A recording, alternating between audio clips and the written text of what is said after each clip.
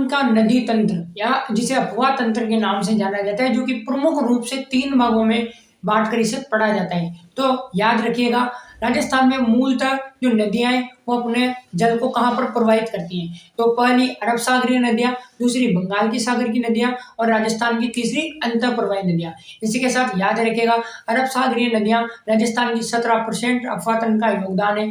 इसी के साथ बंगाल की खाड़ी में राजस्थान की नदियों का 23% योगदान है और अंतःप्रवाही नदियां जो कि सर्वाधिक 60% है। इसी के साथ प्रमुख अरब सागरीय 4 नदियों के नाम याद रखिएगा, लूणी नदी, माही नदी, पश्चिमी बनास नदी और साबरमती नदी। इसी के साथ जो कि बंगाल की खाड़ी की प्रमुख 4 नदियों का नाम याद रखिएगा, चंबल नदी, बनास नदी, गंभीर नदी और आयन नदी, जिसे कि बेड़स नदी के नाम से जाना जाता है। और इसी के साथ अंतःप्रवाही नदियां जो कि 60% है, वो याद रखिएगा, वो उत्तर पूर्वी राजस्थान में अधिकतम इनकी पाई जाती है।